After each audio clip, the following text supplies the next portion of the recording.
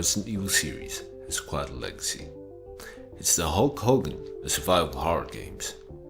They've both been around longer than you can count, brought their respective fields to new heights and attention, and cheated Bret Hart out of a championship title because they felt he was too small. Like any long-running series or hot dog-skinned wrestler, Resident Evil has had its fair shares of ups and downs. Now we all know number 2 was good, and number 4 was the magnum opus, but number 5 was a low point, and we don't even speak of Gun Survivor. And in this roller coaster of ups and downs, it's easy to lose track of some of these entries. The game old Harper will be covering here is Resident Evil 3 Nemesis. Often overlooked and underrated, Resident Evil 3 Nemesis, or Biohazard 3 Last Escape to the Japanese, is often dismissed and mistreated like a spin-off.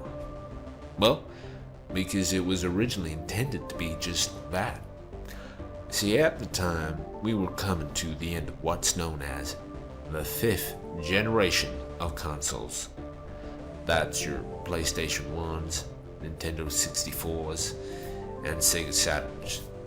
Capcom had been developing a true sequel to Resi 2. The story would take place several months after number 2 and unite Claire Redfield with her older brother, Chris, a protagonist from the original game. Capcom had intended for this game to be released on the PlayStation, but then the Dreamcast happened, and with it would come the start of the 6th generation. Capcom adapted, opting to move the intended sequel onto the latest console generation. This left a gap in the schedule for the PlayStation. Fortunately, they already had another game in development, one intended to expand on the events from the second game. A side story, or as the Japanese call it, a gaiden, or as us Westerns call it, a gaiden. So, the intended sequel became the spin-off and was released in 2000 on the Dreamcast as Resident Evil Code Veronica, and then a revised version was released in 2001 to PlayStation 2 as Resident Evil Code Veronica X. That's marketing for you. It's the exact same shit, but how do we get these dum-dums to buy it again? Put an X on it. So, the spin-off became the sequel and was released in 1999 as Resident Evil 3 Nemesis on PlayStation. But because of its origins, does that mean the game plays differently to the previous two? Such is the case with spin-offs like Gun Survivor, which was in first person and operated so poorly the game could be beaten in under an hour. You want to know the trick? Just don't look at the enemies. They can't hurt you if you ignore them and walk straight past to the end. I ain't fucking joking. I know you think I'm lying to you, but no. This game was not a piece of shit.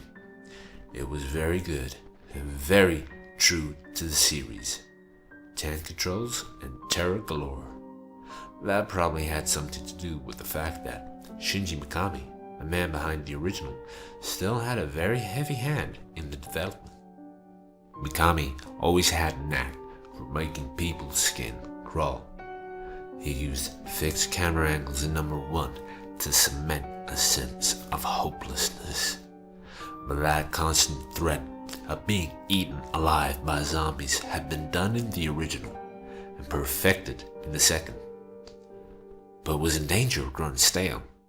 Here he introduced a new gimmick, that unsettling sense that you're being followed, or being hunted to be precise.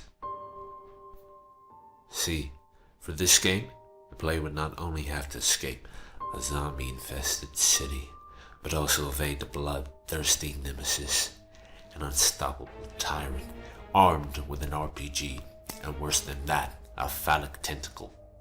He could and would strike at any moment. Your only options were to run or fight. Running was usually the best option, but he'd never give up the chase. Even when backed into a corner with no choice but to fight, it wouldn't be enough. You could put the Nemesis down, but he'd just get right back up. The players were constantly looking over their shoulders, staying on their toes, listening out for the wails of a monstrous beast. But there were no real telltale signs of when he'd show up. In fact, a lot of the time the game would use its sound effects and music just to throw you off. One of the early drafts of the game's story saw it set on a cruise ship, but that idea was quickly pushed aside in favor of returning to Raccoon City. Yes, the very same Raccoon City from Resident Evil 2. You may be asking, how? That city was infested with zombies at the end of 2. Well, like I said before, Resi 3 is actually an expansion of 2. And that's not a bad thing.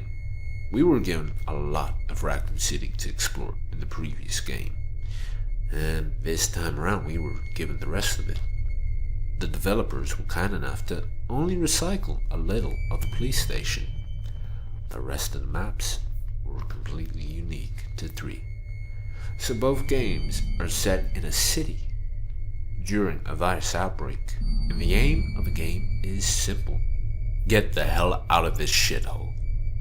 Returning as the main protagonist is Jill Valentine, our female lead from the original, and the first character in the series to make a comeback.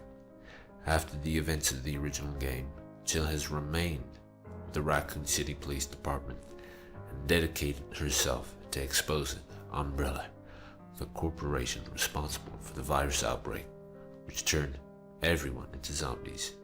Yeah, it was an accident, like the BP oil spill, but they were also purposefully creating mutant, man-eating abominations with the specific intent of mass murder.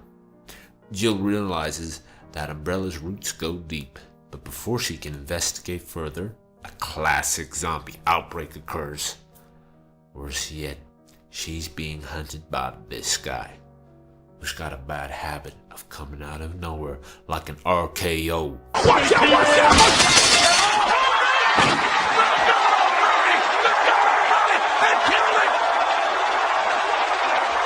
Jill does have some allies.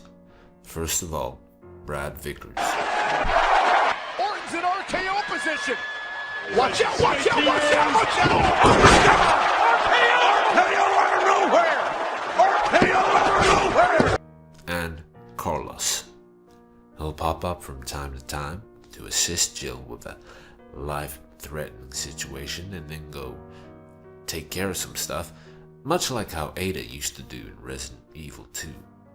But Ada was a double agent trying to steal a virus out from under the noses of our heroes. Despite the lazy writing, the idea of having Carlos absent most of the time is a good one. This is a survival horror game, and having someone watch your back takes away a lot of the tension.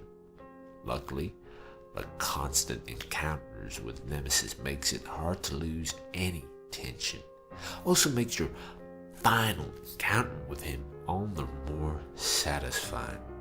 So what kind of legacy did this game leave behind? Well, not much. But I did say this game was underrated. Fans and critics have a fond memory of this game, but often complain about the lack of a second campaign, something the previous game excelled at. Nemesis virtually became a video game icon.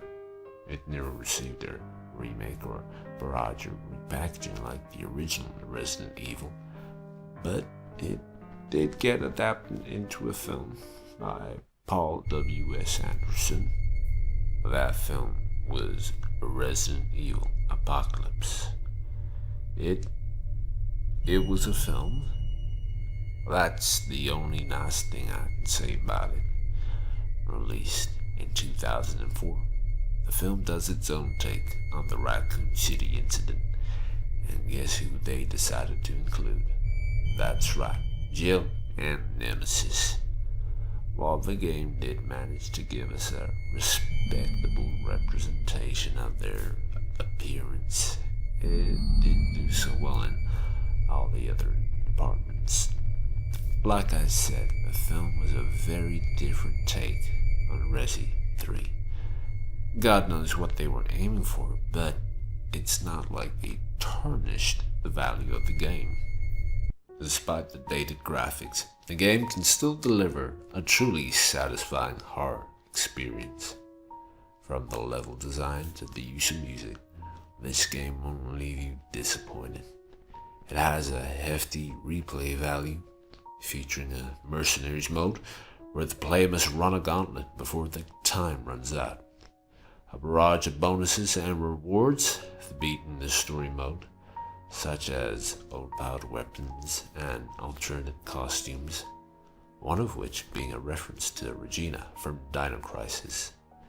If you're fond of the classics and you're in need of an old school scare, then this is the game for you.